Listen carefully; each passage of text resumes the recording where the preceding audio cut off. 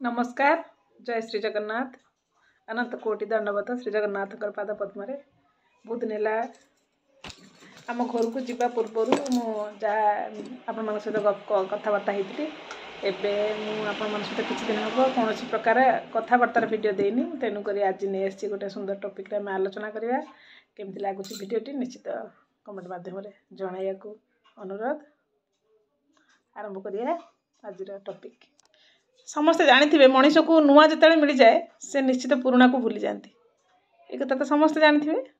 आज आपण मन सहित शेयर करछि आपण जीवन में जदि खराब समय दे गति किंबा भांगी पड़ी किंबा एका हो जाए भिडियोटी आपण को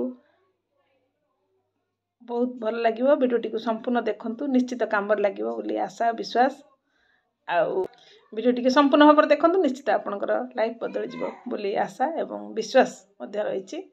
भिडियोटी भल लगे लाइक करेंगे बहुत भल लगे शेयर करेंगे।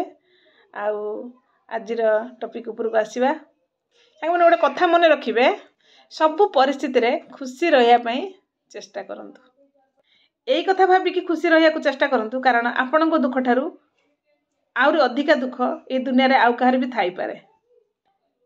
समय स्वभाव ही से चली जावा जदि खराब समय आसे धैर्य धरंतु जदि भल समय चलुची ताले ईश्वर को धन्यवाद दियंतु।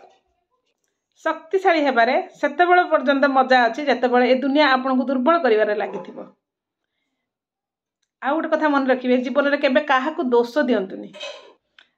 भल लोक जीवन में खुशी भरी दियंती खराब लोक शिक्षा बा अभिज्ञता दे जाती।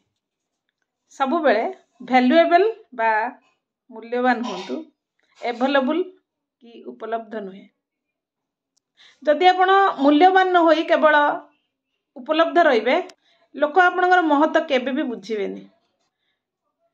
जदि आपण को कहा पाखरे निजर महत्व बुझेबा को पड़े तेबे भाबी नियंतु से आपणकर महत्व केबे भी बुझिबनी। ता पाखरे आपणकर महत्व किछि भी नाही।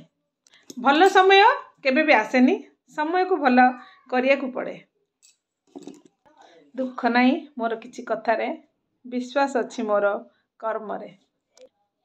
बहुत कम लोकन को यह जना अच्छी कि तांकर बहुत कम ज्ञान अच्छी। जदि आपण निज पाखरे हार मानिबेनी ताहले विजय आपणकर सुनिश्चित। सबुठारु भल हेबा पई सबुठारु कठिन परिस्थिति रे भी आमको धैर्य धरिबा को पड़ी थाए आउ समय सहित लड़िबा पई भी पड़ी थाए।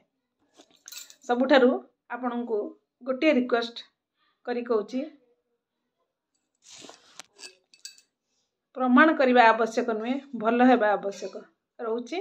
जय जगन्नाथ। वीडियोटी केमती लगिला निश्चित गोटे छोट कमेंट माध्यम जनइबे। जदि भल लगे लाइक टे देबे आउ जदि बेसी भल लगे निश्चित शेयर करेंगे। रोची जय जगन्नाथ।